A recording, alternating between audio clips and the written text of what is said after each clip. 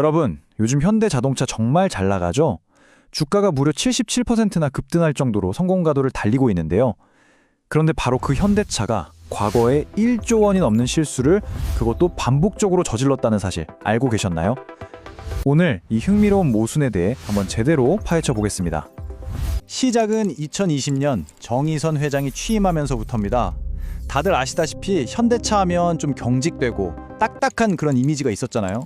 그런데 정 회장이 이걸 바꾸기 시작한 거죠. 아주 유연하게요. 그리고 그 결과는 다들 보시다시피 아주 인상적이었습니다. 시장이 이걸 바로 알아차린 거죠. 와, 현대차가 변하고 있구나 하면서요. 그래서 주가가 어떻게 됐냐고요? 보시는 것처럼 무려 77% 가까이 수직 상승을 한 겁니다. 그런데 말이죠. 이렇게 잘 나가는 현대차에도 계속해서 발목을 잡는 과거의 유령 같은 게 하나 있어요. 이 엄청난 변화 속에서도 왜 자꾸만 값비싼 실수가 반복되는 걸까요? 그 실마리를 찾으려면 우리 시간을 좀 거슬러 올라가야 합니다. 바로 2015년으로요. 자, 이때 시장을 정말 충격에 빠뜨린 사건이 하나 있었는데요. 이름하여 1조 원 쇼크.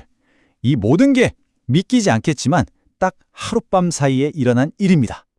2015년 1월이었습니다. 현대차 오너 일가가 아주 중대한 발표를 하죠. 자신들이 가지고 있던 물류회사 현대글로비스 주식을 팔겠다는 거였어요. 근데 그 규모가 얼마였냐면 무려 1조 5천억 원어치. 어마어마하죠? 이렇게 큰 덩어리로 주식을 파는 걸 우리가 블록딜이라고 부릅니다. 이게 당시 우리나라 주식시장 역사상 세 번째로 큰 딜이었어요. 정말 엄청난 규모였던 거죠. 그럼 이걸 왜 팔려고 했을까요? 표면적인 이유는 간단했습니다. 법 때문에 그랬어요. 공정거래법 규제를 피하려면 지분율을 좀 낮춰야 했거든요. 그런데 바로 다음 날 정말 재앙 같은 일이 벌어집니다. 12일장 끝나고 발표했는데 13일 아침이 되자마자 이 거대한 거래가 그냥 없었던 일이 되어버린 거예요. 순식간에 무산된 거죠. 당연히 주가는 어떻게 됐을까요? 그대로 하한가 15%가 폭락해버렸습니다. 아니, 잠깐만요. 현대차잖아요. 세계적인 대기업이 어떻게 이렇게 어처구니 없는 실수를 할 수 있었을까요? 다들 궁금하시죠? 그래서 한번 깊이 파고 들어가 봤더니 결정적인 실수가 딱 세 가지가 보이더라고요. 이게 하나만 잘못돼서 그런 게 아니었어요. 시장을 잘못 읽었고 거래 규모도 너무 컸고 심지어 파는 전략 자체에도 문제가 있었어요. 이 세 가지 실수가 도미노처럼 무너지면서 최악의 결과를 만들어낸 거죠. 자, 첫 번째 실수. 시장의 마음을 완전히 잘못 읽었어요. 이게 무슨 말이냐면 당시 투자자들은 현대글로비스를 정의선 회장의 승계 작업을 위한 핵심 자산이라고 생각하고 있었어요. 엄청 주요한 회사라는 거죠.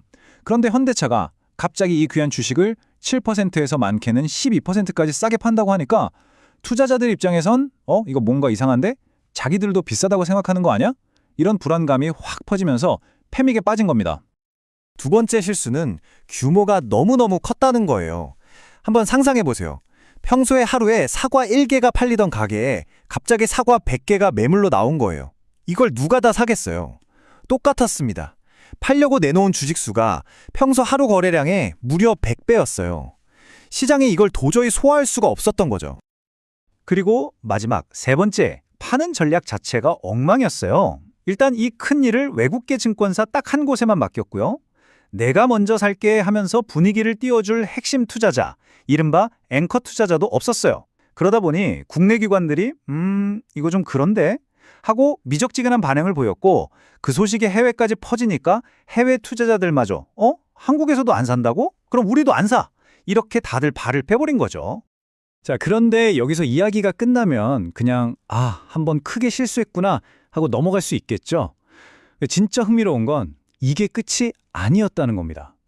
2015년의 이 실패는 앞으로 계속될 실수 패턴의 시작에 불과했습니다. 보세요. 2018년에도 지배구조를 바꾸려다가 시장 반대에 부딪혀서 없던 일로 했고요. 2021년에도 현대 엔지니어링 상장을 추진하다가 비슷한 문제로 결국 철회했어요.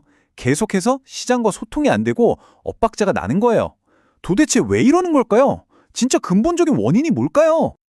어쩌면 그 답은 아주 깊숙한 곳, 바로 현대차라는 회사의 DNA 그 자체에 숨어 있을지도 모릅니다. 한 전문가가 이런 말을 하더라고요. 현대차의 가장 큰 강점이 역설적으로 가장 큰 약점일 수 있다고요. 그게 뭐냐? 바로 제조업 DNA입니다. 생각해 보세요. 자동차는 15,000개가 넘는 부품이 단 하나의 오차도 없이 딱딱 맞아야 하잖아요. 그러려면 정해진 시간 안에 위에서 시키는 대로 일사불란하게 움직이는 문화가 필수적이죠. 공장에서는 이게 최고의 경쟁력이지만 하루에도 수십 번씩 변하는 예측 불가능한 금융시장에서는 오히려 독이 될 수 있다는 겁니다. 바로 이 지점에서 충돌이 일어나는 거예요. 완벽한 기계를 만들기 위해 최적화된 탑다운 방식의 딱딱한 문화, 그리고 끊임없이 소통하고 설득해야 하는 금융시장의 유연한 문화, 이 둘이 계속 부딪히고 있는 거죠. 결국 마지막 질문은 이거 하나로 모아집니다. 완벽한 기계를 만드는 데는 도 같은 회사가 과연 살아 움직이는 시장의 마음을 얻는 법도 배울 수 있을까요? 새로운 리더십 아래의 기술과 디자인 혁신에는 성공한 현대차가 과연 자신의 조직 문화 깊숙이 자리 잡은 이 오래된 유령까지도 완전히 바꿔낼 수 있을지, 이건 앞으로 우리가 계속 지켜봐야 할 아주 중요한 관전 포인트가 될 것 같습니다.